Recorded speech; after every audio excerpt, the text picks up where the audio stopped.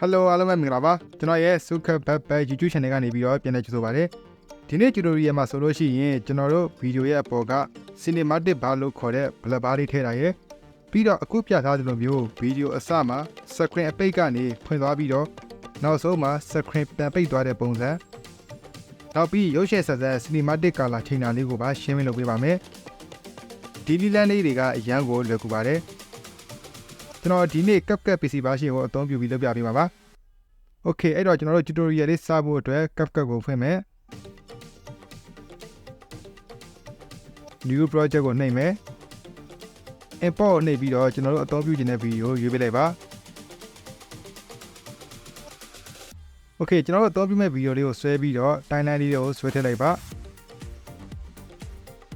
Okay ဒီ video လေးကအရန်ရှည်နေတဲ့အတွက်ကျွန်တော်တဝက်လောက်မှဖြစ်ပါမယ်သူထိုင်တဲ့နေရာလေးမှာကျွန်တော်ဖြတ်ချလိုက်မယ်ဒီနောက်ပိုင်းလေးကိုကျွန်တော်ဖြတ်မှဖြစ်တဲ့အတွက် shortcut key တစ်ပတ်လေးကိုနှိပ်ပေးလိုက်ပါ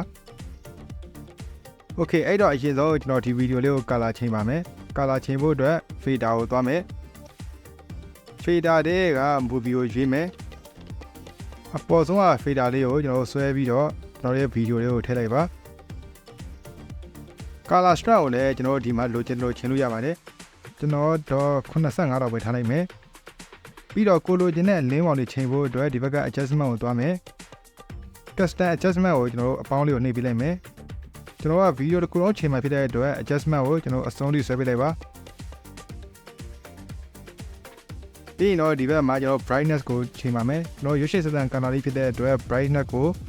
နည်းနည်းလေး short မယ် -5 လောက်ပဲ highlight ကိုလည်းနည်းနည်းလေး short မယ် shadow နဲ့တင်မယ်ဒီနေရာမှာတော့ကိုယ်စိတ်တိုင်းချိန်လို့ရပါတယ်တော့ sharpen လေးလည်းကျွန်တော်တင်လိုက်မယ်20လောက်ထိဒီကျွန်တော်တို့ frame ပုံစံ asset လေးရောနော် frame grain လေးတွေကျွန်တော်လိုချင်တယ်ဆိုဒီမှာ party game မှာထည့်လို့ရတယ်ဒီ asset ကြောင့်လေးလိုချင်တယ်ဆိုရင် party game မှာထည့်ပါကျွန်တော်တော့မထည့်တော့ဘူးပြီးရင် vignette လေးလည်းထည့်မယ် vignette ဆိုတာကျွန်တော်တို့ဒီ down လေးတွေမှာကျွန်တော်မဲဝါဟာလေးပေါ့နော်ကျွန်တော်လည်းမထည့်ပြမယ်ခင်ဗျာကျွန်တော် down လေးချက်ကြည့်ကြည့်ပါကျွန်တော်10လောက်ကြီးပဲထားလိုက်မယ် color ချိန်ပြီးဆိုရင်တော့ကျွန်တော် cinematic bar ထည့်မယ်အဲ့တော့ကျွန်တော်တို့ရဲ့ဒီ video timeline လေးကိုချက်ထောက်လိုက်ပါ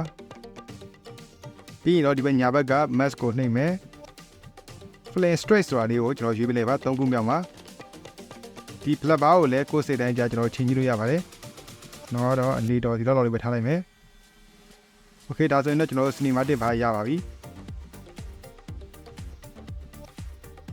အဲ့တော့နောက်တစ်ဆင့်အနေနဲ့ကျွန်တော်တို့ဒီ black bar လေးကိုကျွန်တော်တို့အပိတ်ကနေပြီးတော့ကျွန်တော်ပြန်ဖွင့်လာတဲ့ပုံစံလေးပါဗျာအခုလိုမျိုးဒီလိုအပိတ်ကနေပြီးတော့ဒီလိုပြန်ဖွင့်လာတဲ့ပုံစံလေးကိုကျွန်တော်လုပ်မယ်အဲ့ဒီအတွက်ကျွန်တော်တို့ကဒီ effect ထဲသွားမယ် effect ထဲက opening က closing ထဲမှာရှိတယ်ကျွန်တော်နည်းနည်းလေးအောက်ကိုဆွဲချလိုက်မယ်ဆိုရင် horizontal open ဆိုတာရှိတယ်အဲ့ဒီကောင်ရဲ့ဒီဘက်ကအပေါင်းလေးကိုနှိပ်ပေးလိုက်ဒါဆိုရင်တော့ကျွန်တော်အဖွင့်ကလေးရပြီအဲ့လိုပဲကျွန်တော်တို့ကနောက်ဆုံးမှာပြန်ပိတ်သွားခြင်းနဲ့ဆိုရင်ဒီ timeline indicator လေးကိုနောက်ဆုံးနားမှာကျွန်တော်တို့ထားလိုက်နောက်ဆုံးနားမရောက်ခင်လေးပါဗျာအဲ့နားတော့မှထားလိုက်ပြီးရင် horizontal close ဆိုတာလေးကိုကျွန်တော်တို့ခုနလိုက်မယ်အပေါင်းလေးနှိပ်ပြီးထည့်ပေးလိုက်ပါဗျာဒါတော့ကျွန်တော် download မဆွဲရသေးလို့ download ဆွဲပြီးဆိုရင်သူအပေါင်းလေးပေါ်လာလိမ့်မယ်အဲ့အပေါင်းလေးကိုနှိပ်ပေးလိုက်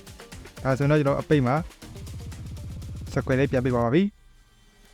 Okay ဒါဆိုရင်ကျွန်တော် export ထုတ်ဖို့အတွက်ဒီညာဘက်တော့က export ဆိုတာလေးနှိပ်ပါတိုက်တဲ့နေရာမှာကိုပေးတဲ့ file လေးပြလို့ရပါတယ် export to မှာကျွန်တော်တို့ရဲ့ save မဲ့ location ကိုရွေးပေးလိုက်ပါကျွန်တော် desktop မှာပဲကျွန်တော်လောလောထားနိုင်မယ်ပြီးရင်တော့ကျွန်တော်တို့ export ဆိုတာနေ့တိုင်းရပါပြီ